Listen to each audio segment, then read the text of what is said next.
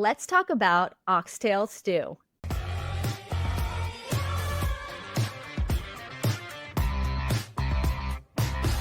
Welcome back to Sprung On Food. I'm your host, Kae Sprung. This season, we're talking about favorite foods, the history behind it, and the role it plays in the world today.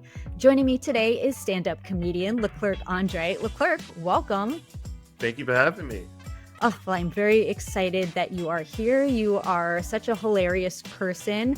And I was very excited when you told me about your favorite food, oxtail stew, because I wanted to learn more about it selfishly myself. I've got to know, tell me all about your relationship with this food, why it's your favorite. Tell me all the things. So my family is from Haiti. So I have Caribbean roots. And growing up, my mother would cook all these traditional dishes. Oxtail was something that she didn't cook often because it's like a delicacy. It's something that you don't eat very often. And this is before the price of oxtail went sky high. It's a pretty popular dish now, so it's really expensive to buy oxtail in America now. But when I was younger, it was like way cheaper, and only like West Indians and Africans were buying it. So I just have like very fond memories of eating oxtail when I was a kid, and it was just such an enjoyable dish to eat right off the bone. It was really cool. It's one of my fondest memories as a kid is eating oxtail when I was young. And do you, as an adult now, do you ever make it yourself? Yes, I Yeah. do. I don't make it like my mother made it though. So Okay. my mother used to like make it with all these like traditional dishes. Like she would cook it over rice, and she would just cook it in like a stew pot. I got really into barbecue a few years ago, so when I make oxtail, I smoke it first. Ooh. Yeah, I have it. I throw it on the smoker. I season it with like these Cajun hot spices, and I smoke it first. And then after I smoke it, I'll braise it with red wine and carrots, onions, and I braise it for a few hours, and then I serve it. So with when I cook oxtail, it has this smoky profile as well. It has this nice char from being on the smoker, and then you get all the rich flavors of braising it for hours as well. So you get the tenderness that you get from cooking it in the pot, but you also get like this entirely different flavor profile from having it on the smoker. Oh, this is Yeah. so sophisticated. Yeah, it definitely adds a different layer. Was it, correct me, was it your grandma or your mom who was making it My in the mother family? used to make it. My mother Okay. used to make it, yeah. And have other friends or family members that have had your mom's oxtail stew and had yours, have they had any notes, any things to say of the differences, or do we like not even put them in the same category? I would not dare Okay, to yes. invite that debate, Yes. just mostly out of respect, but I Sure. also don't want to subject myself to my mother. She's a phenomenal cook. She's been doing it her entire life, and I've only been really getting into cooking and barbecue specifically for maybe the last 7 years or so. Mm. So, I have so much respect for what she does in the kitchen and the time and the culture that she pours into her meals. But yeah, I mean, respectfully, I would argue that my oxtail is really good. I mean, I would put it up against most people's oxtail in a heartbeat. Oh, excellent. Did you, I don't know if there are like different food competition shows, and sometimes they feature like exclusively one type of dish. Would you ever want to or think about doing something like that, like a throwdown and go up against other people with their oxtail stews? I would. I Okay. would. There's a show on Netflix called Barbecue Showdown. Okay. I think there's only like 2 or 3 seasons of it. But I love the show. It's so good seeing these competitors, these pit masters really throw down. And it's that oftentimes they'll like give them one ingredient, but usually sometimes the ingredient isn't the meat. Sometimes the ingredient is like pineapple. So you'll see a person use pineapple with like pork, or pineapple with another dish. So that's something that I'd be very interested in doing. I'm not gonna lie, I'm not big on like really decadent sides. I'm Okay. really a very meat focused smoker. So Yeah. um I probably fall a little bit short on like the side, like the cornbreads and the greens and all that stuff. But I really do enjoy, cooking meat to perfection. Do these shows require you to have like all of the accoutrement? Like, Oh yeah. oh, okay, so it's like a full on situation. Yeah, it's not Okay. it's a full-fledged competition. Okay. Some of them are making cocktails too. Like, Oh, yeah, okay. cocktails, the main course, desserts, sides, Wow. all of it. And I'm just like, hey, I can cook a turkey really, really good, but I'm not going to be able to put together everything else at that level. Well, here's what I'll say. I'm not sure when the next season starts filming, but I would say start practicing those sides. I know some people who are award-winning bartenders. I can have them help consult. I'm a pastry chef. I can help you out with dessert. We can make sure that you win, Yeah, for is sure. all I'm I used to saying. bartend as well. I bartended Oh, for maybe 7 years, so you've I'm got great with that the then. drinks. I'm great with the meats. I just got Okay. to work on my sides. Okay. Yeah, I know enough people in the food industry. I've got you. We're going to make sure you're number one. let's End of prepare. story. Okay, Yeah. great. Well, to better appreciate our food and understand it, we've got to know where it came from. To understand oxtail stew, we need to talk about oxen.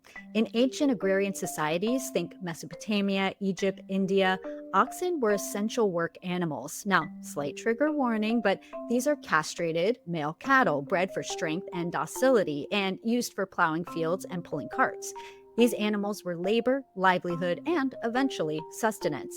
The tail, though, for a long time, it was a discarded cut, like the feet or the snout. Not enough meat for the nobility to bother with, but for peasants and enslaved people, it was a culinary opportunity. With a bit of time and know how, you could turn this tough, lean cut into something sustaining. The term oxtail itself dates back to at least the 17th century in England when it was first recorded in cookbooks and trade ledgers. But at this point, the practice of cooking tails was already widespread. In fact, oxtail stew is one of those rare dishes with multiple origin stories. Because wherever there were cattle, there were tails. And wherever there were hungry people, there were cooks who made something out of nothing. LeClerc, has there ever been a time where you've turned seemingly nothing into something, whether it's upcycling something or reconstructing or taking a small opportunity and turning it into a bigger one? Yeah, I mean, that's what I do stand-up comedy, so oftentimes, most of the obstacles that happen with me at work are a person speaking when they're not supposed to be speaking, or a drink being spilled, and it's our job to not let that interrupt the show. But in the best case scenario, we turn that into something funny that actually motivates and pushes the show forward in a positive way. So that's really par for the course when it comes to doing live comedy. There's always things happening. Waitresses are falling. Oh no. People are getting thrown out. So yeah, that's something that happens quite often, actually. Oh, a waitress is falling? Yeah. What is it like? Do you guys have just like oil on the floors, or are the No, trays we of drinks have. too heavy, or what the heck is going on over there? Well, that's part of it. So most venues they'll have like 2 drink minimums, Right. and people like to push that. So it's like 2 drink minimum. How about 10 drink minimum, right? So Oh they'll boy. just keep going and going, and before you know it, people are their legs are out in the aisle.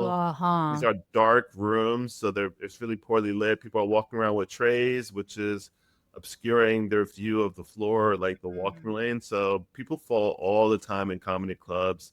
Oh no. And yeah, there's always like glass breaking and bottles falling off of tables. It's quite common actually. Gosh, who knew? Everybody strap in. Going to a comedy show might be more dangerous than you thought. Yeah. Oh boy. One thing that people have confused about like when people heckle a comedian is that there's this idea that it's always malicious, Mm. right? It's always like, oh, you suck or boo. But most of the times when a person is heckling, they're oftentimes the people enjoying the show the most. Huh. Yeah, it's usually the person who's having the most fun at the show. They're just screaming woo or yeah, or they'll repeat your joke. And or they're like, "Hey, talk about this." They're just having so much fun that they don't realize that they're actually being a distraction to the show. They're like, I've had my 10 drink minimum and now Yeah. we're best friends. And Right. I know that you're recording all of this. So I want to make my cameo maybe in your video. Yeah. Or sometimes they're not even thinking that far ahead. Like sometimes Right. they're just a fan of your comedy and this is their first time to ever get a chance to interact with you.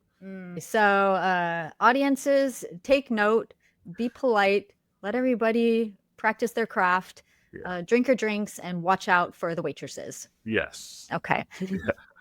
Well, in England, particularly in urban centers like London, oxtail became a staple among working class families in the 18th and 19th centuries. It was often cooked in slow braises. Think carrots, onions, leeks, turnips, maybe a splash of ale and red wine, resulting in what we now recognize as classic British oxtail stew. The dish was more than sustenance, it was a symbol of resourceful cooking. The Industrial Revolution brought masses into cities where food had to be cheap and filling. Oxtail, with its high collagen content, was perfect.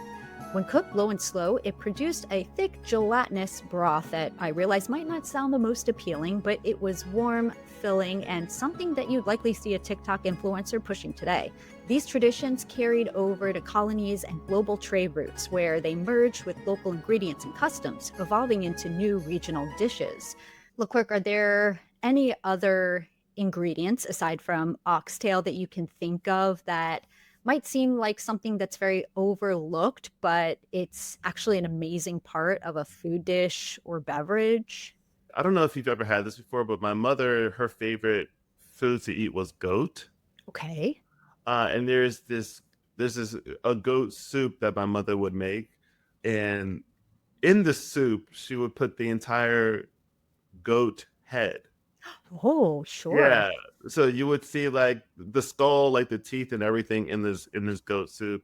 I was never a big fan of it, but my mother would fight over that goat head. She's like she wants that goat head. So yeah, I've seen I mean people are just so resourceful. People will make good out of anything that you leave. And I find that sometimes the things that are left behind, like the oxtail, people can really make lemonade when you leave them something like that.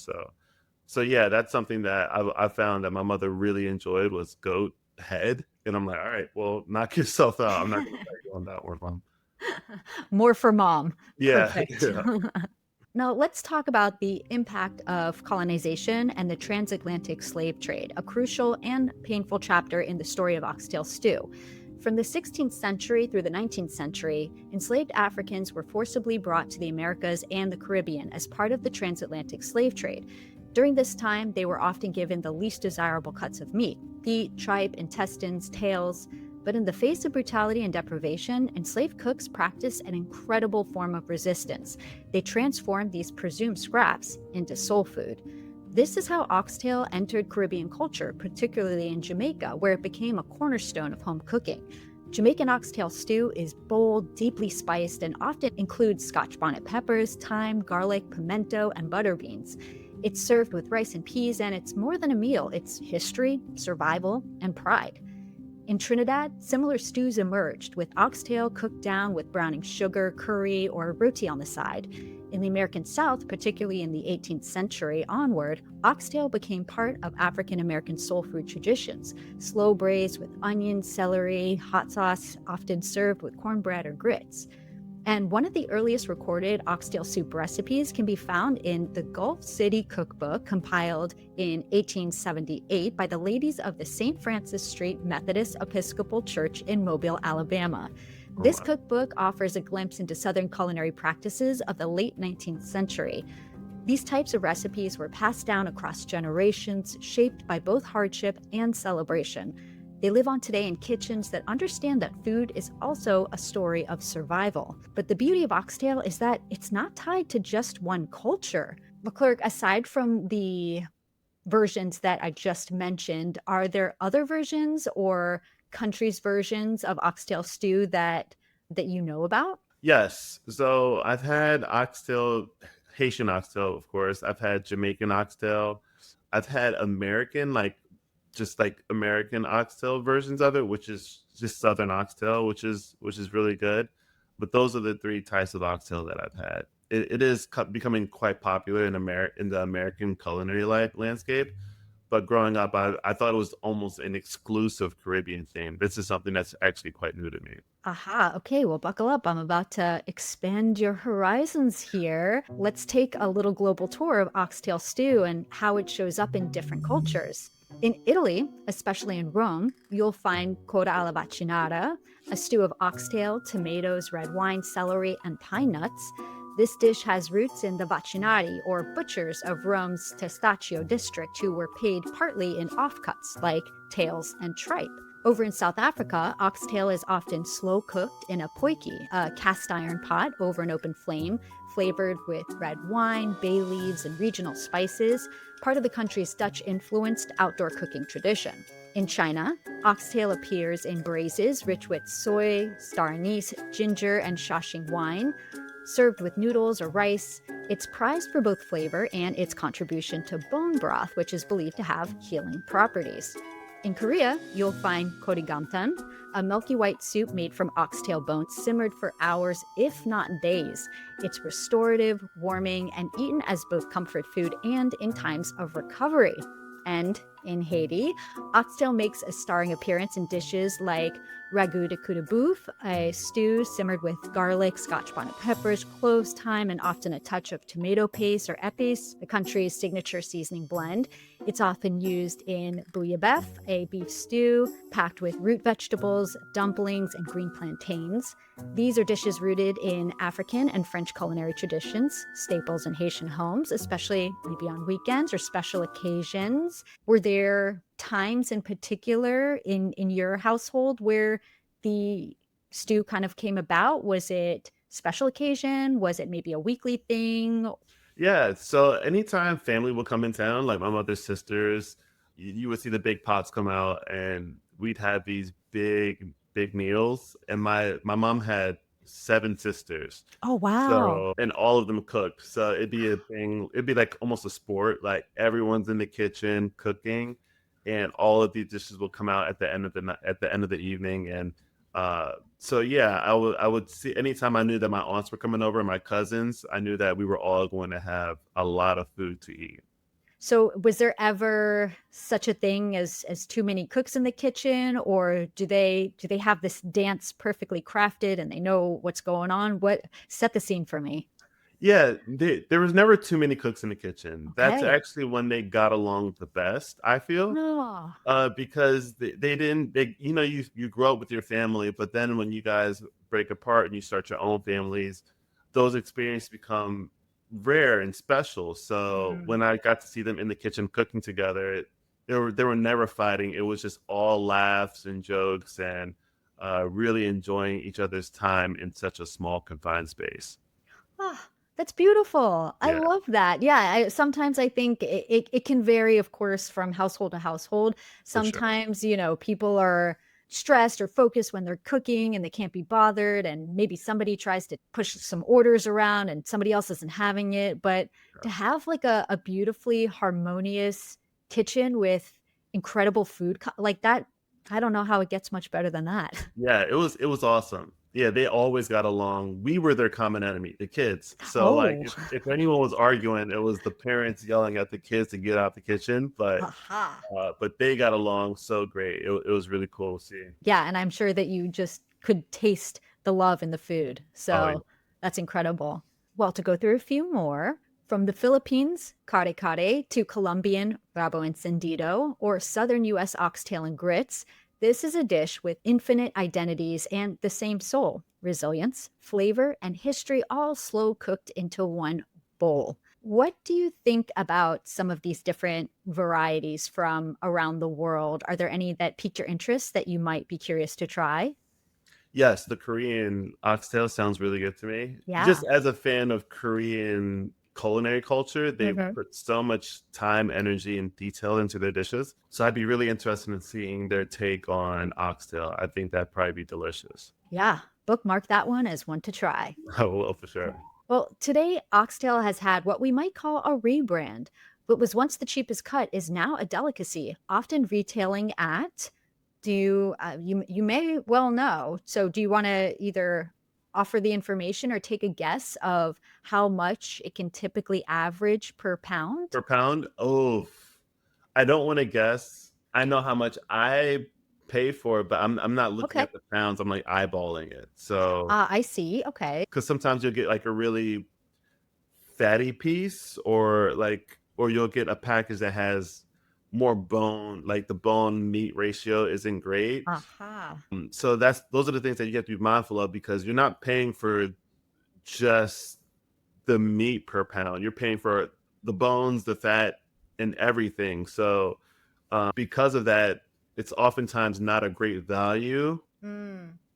because unlike a regular cut of meat, you're only paying for the meat that you're buying, cooking, and eating. Oh, this is a So good pro tip, actually. Yeah. So it kind yeah, of also reduces down to what your end goal with this food product is. You're right, more concerned with using the bone. That's a bigger consideration versus you're like, I just only want the meat. right, So this is actually very helpful and a good pro tip to anybody out there shopping for this. So that's helpful. right. It's like when you buy a tomahawk steak, people oftentimes think, oh, a tomahawk steak is a great cut of meat, but oftentimes you're paying more because you're buying the bone as well.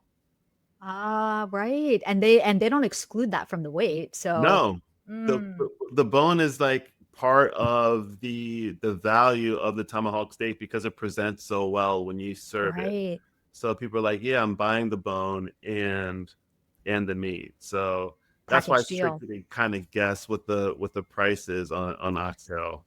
Well, do not worry. You have just answered in terms of all of the knowledge that you have just provided. So I will alleviate that from what you have to worry about. But on average in major cities, it can range between $10 and $20 per pound. So I guess we do have to put the whole bone thing and whatnot into consideration too. So Yeah. that's kind of the sliding scale. Does that sound a bit accurate to you? That does sound accurate. I think we pay a little bit more here in New York City. Mm, It really I think it's about like access it's just about access. I've right. been to some markets where it's not even available at all. And sometimes those might ask, why the price hike? Do you want to take a guess? I think it's because it's recent growing popularity. You're nailing it. Yes, there are a few reasons. One, people are more interested in nose to tail cooking, and oxtail has become the poster child for that movement. Mhm. Two, there's been a renaissance of diaspora cuisines, Caribbean, West African, Southern, being celebrated and spotlighted in restaurants, cookbooks, and food media. Mhm. And three, to many people, just tastes really good. Yeah. So you'll now see oxtail in gourmet tacos, topped on pizza, ramen bowls, bao buns, you name it. It's crossed cultural lines, entered fusion cuisine, and never forgotten its roots. But even as oxtail becomes trendy, it's still a deeply personal food. For many, it's tied to memory. Grandma's kitchen, Sunday dinners, weddings. It's a dish that holds space both at the table and in the heart. So, next time you eat oxtail stew, you're tasting centuries of ingenuity, struggle, adaptation, and celebration. Oxtail stew is a story of what people can do with what they're given and how that can become something unforgettable. LeClerc, what do you think of the backstory of oxtail stew?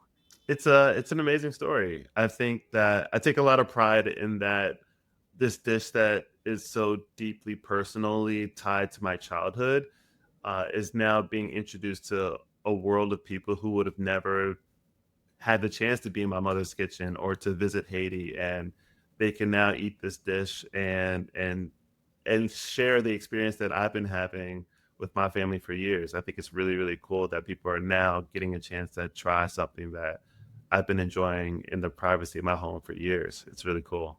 Absolutely. Well, oxtail stew has even made it into pop culture.